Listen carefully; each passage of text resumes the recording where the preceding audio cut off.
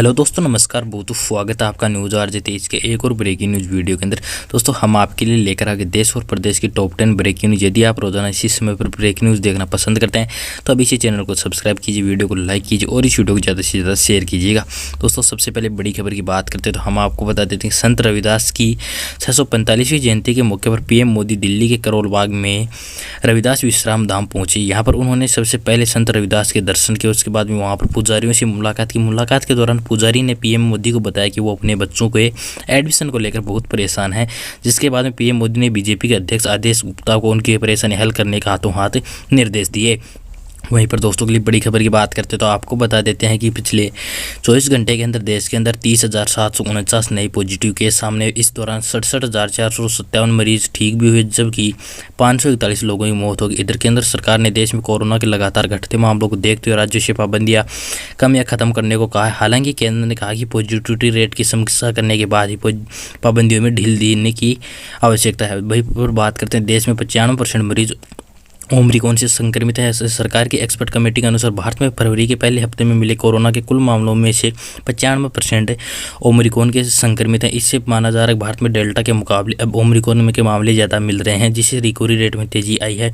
बात करते हैं तो अगली बड़ी खबर की बात करते हैं तो हम आपको बता देते हैं कि दोस्तों ट्रैफिक चालकों के लिए नए नियम जारी कर दिए गए। नए नियमों के मुताबिक अब 4 साल से कम उम्र के बच्चों को टू व्हीलर पर ले जाने के लिए सुरक्षा का पूरा ध्यान रखना होगा। वहीं पर बात करें चालकों को बच्चों के लिए हेलमेट और हार्नेस बेल्ट का इस्तेमाल अनिवार्य होगा। साथ ही टू व्हीलर की स्पीड 40 किलोमीटर प्रति घंटे से ज़्यादा नहीं होनी चाहिए।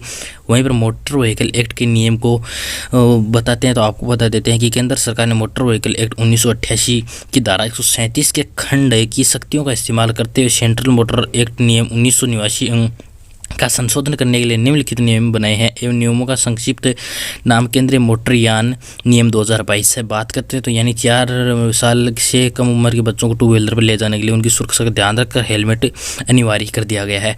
वहीं पर दोस्तों के लिए बड़ी खबर की बात करते हैं तो आपको बता देते हैं कि इंदौर के युवा अमन पांडे को गूगल ने 65 करोड़ रुपये का इनाम दिया। बात करते हैं 65 करोड़ रुपये का इनाम इंदौर के युवा अमन पांडे को गूगल की तरफ से दिया गया है।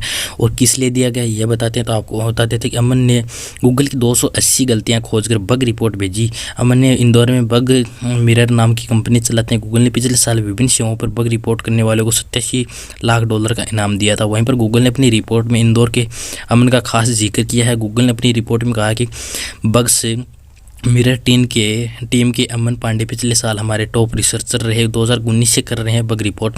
बात करते तो गूगल ने कहा कि उन्होंने पिछले साल 232 बग रिपोर्ट किए। उन्होंने 2019 से पहली बार अपनी रिपोर्ट दी थी। तब से अब तक वह एंड्रॉयड रिवार्ड प्रोग्राम के लिए 280 से अधिक वोलेटरी के बारे में रिपोर्ट कर चुके हैं। यह कार्यक्रम को सफल बनाने के महत्वपूर्ण साबित हुआ है। वहीं पर दोस्तों के लिए बड़ी खबर की बात करते हैं तो हम आपको बता देते हैं कि यूक्रेन मसले को लेकर यूरोप में लगातार बेचैनी बढ़ती जा रही है। बेल्जियम यूनिवर्सिटी में पीजी रिसर्च फेलो देबाशीष पंडा ने इस रिसर्च के बाद इस सारे मामले में विस्तार से जानकारी दी। देबाशीष ने बताया कि यूरोप कई मामलों में रूस पर निर्भर है। अगर युद्ध शुरू होता है तो यूरोपीय अर्थव्यवस्था डगमगा जाएगी। ऐसे में लंबे समय तक यहाँ पर रहने वाले भारतीय छात्रों पर भी असर पड़ेगा। युद्ध की आशंका के बढ़ने या फिर युद्ध शुरू होने पर भारतीय छात्रों के पास देश लौटने का विकल्प ही बचेगा। अब यूरोप और अमेरिकी राष्ट्रपति व्लादिमीर पुतिन अगली चाल के इंतजार में है। वहीं पर दोस्तों के लिए बड़ी खबर की बात करते हैं तो हम आपको बता देते हैं कि ओडिशा पंचायत चुनाव के पहले चरण में मतदान के दौरान पूरी कटक में हुई हिंसा में 39 लोगों के घायल होने की सूचना है, जिसमें करीब 17 लोग गंभीर रूप से घायल बताए जा रहे हैं। हिंसा के दौरान 4 पत्रकारों पर भी हमला किया गया। वहीं पूरे मामले में चुनाव निर्वाचन आयोग ने रिपोर्ट तलब की है। आज की बताते हैं तो दोस्तों हम आपको बड़ी खबर की बात करते हैं अगली की, तो हम आपको बता देते हैं कि 5 राज्यों में चल रहे विधानसभा चुनाव की 25 भाजपा नेताओं को केंद्रीय सुरक्षा की ओर से सुरक्षा मिली है। इसमें से बात करते ज़्यादातर पंजाब और उत्तर प्रदेश के युवा नेता हैं। इनमें कुछ नेताओं पर पहले हमले भी हो चुके हैं, जिसके चलते केंद्रीय गृह मंत्रालय ने उनकी सुरक्षा बढ़ाने का फैसला किया। इधर कांग्रेस का कहना है कि सरकार लोगों को डरा रही है। वहीं पर इन नेताओं को मिली है जेड और एक्स कैटेगरी की सुरक्षा। बात करते हैं तो केंद्रीय राज्य मंत्री एसपी सिंह बघेल को जेड कैटेगरी की सुरक्षा मुहैया कराई गई। वह मैनपुर से करहल विधानसभा सीट से सपा प्रमुख अखिलेश यादव के खिलाफ चुनाव लड़ रहे हैं। बघेल को पहले वाई कैटेगरी की सुरक्षा मिली थी। हाल ही में मैनपुर में उनके काफिले पर पथराव किया गया। दिल्ली के सांसद हंसराज हंस को उनके पंजाब दौरे के लिए जेड कैटेगरी सुविधा और उत्तर प्रदेश के भदोही से भाजपा सांसद रमेश चंद बिस्को एक्स कैटेगरी की सुरक्षा मिली है। दोस्तों अगली बड़ी खबर की बात करते हैं तो हम आपको बताते हैं नेशनल स्टॉक एक्सचेंज की पूर्व सीईओ चित्रा रामकृष्णन के मुंबई स्थित घर पर इनकम टैक्स की रेड हुई। उन पर आध्यात्मिक गुरु के साथ गोपनीय जानकारी साझा करने का आरोप है। सेबी ने 11 फरवरी को रामकृष्णन पर जुर्माना लगाया था। मार्केट रेगुलर ने एक्सचेंज की गोपनीय जानकारी किसी अज्ञात व्यक्ति के साथ साझा करने के लिए चित्रा पर 3 करोड़ रुपए का जुर्माना लगाया था। रामकृष्णन ने दिसंबर 2016 को सीईओ का पद छोड़ा था। अदृश्य योगी की सलाह पर लेती थी फैसला। बात करते तो चित्रा रामकृष्णन हिमालय के अदृश्य योगी की सलाह पर फैसले लेती थी। इन्हीं बाबा की सलाह पर उन्होंने आनंद सुब्रमण्य को एक्सचेंज में समूह परिचालन अधिकारी एवं प्रबंध निदेशक का सलाहकार नियुक्त किया गया था। और दोस्तों अगली बड़ी खबर की बात करते तो हम आपको बता देते हैं कि उत्तर प्रदेश के कुशीनगर में बुधवार रात को दिल दहला देने वाला हादसा हुआ। यहाँ पर पूजन के दौरान कुएं का स्लैब टूट गया, जिसमें पूजा कर रही महिलाएं कुएं में गिर गई। हादसे में 13 महिलाओं की मौत की, मृतकों में 9 बच्चियां और 4 महिलाएं। हादसा रात करीब 9:30 बजे हुआ। घटना के करीब 1 घंटे बाद प्रशासन ने देर रात तक रेस्क्यू किया। करीब 30-35 महिलाएं घायल हैं, जिन्हें नजदीक अस्पताल में भर्ती कराया गया। घटना कुशीनगर के नेउवा नौरंगिया थाना की है। और दोस्तों अगली बड़ी खबर की बात करते तो आपको बता देते हैं कि मैनपुरी में करहल सीट पर चुनावी घमासान में सपा संरक्षक मुलायम सिंह यादव को भी प्रचार में उतरना पड़ा। आज वह अपने बेटे और सपा अध्यक्ष अखिलेश यादव को जिताने की अपील करेंगे। बात करते तो मुख्यमंत्री इन चुनावों में पहली बार घर से बाहर निकले। करीब 3 वर्ष बाद मुलायम सिंह यादव किसी जनसभा में आज अखिलेश यादव के साथ मंच साझा करते दिखाई देंगे।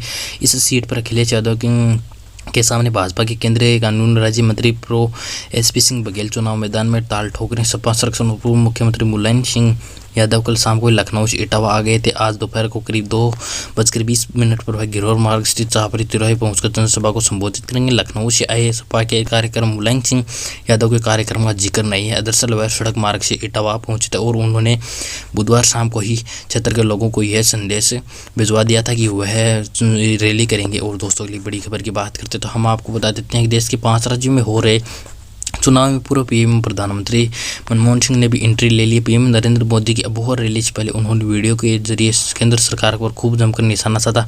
पूर्व पीएम ने कहा कि मोदी सरकार राष्ट्रवाद नकली है, जो अंग्रेजों वाला फूट डालो और राज करो की नीति पर चलता है। डॉक्टर मनमोहन सिंह ने केंद्र सरकार को चीन के मुद्दे पर भी गिराया। उन्होंने कहा कि 1 साल में चीनी फौज भारत की पवित्र जमीन पर बैठी है। इस सरकार को संविधान पर भरोसा नहीं है। सरकार को संवैधानिक संस्थाओं को लगातार कमजोर किया जा। सरकार देश के अंदर ही नहीं बल्कि विदेश नीति के मोर्चे पर भी फेल हुई है। दोस्तों ये थी आज तमाम ब्रेकिंग न्यूज़। आशा करते हैं आपको खबरें पसंद होगी। खबरें पसंद है तो वीडियो को लाइक कीजिए, चैनल को सब्सक्राइब कीजिए और इस वीडियो को ज़्यादा से ज़्यादा शेयर कीजिएगा। जय हिंद, वंदे मातरम।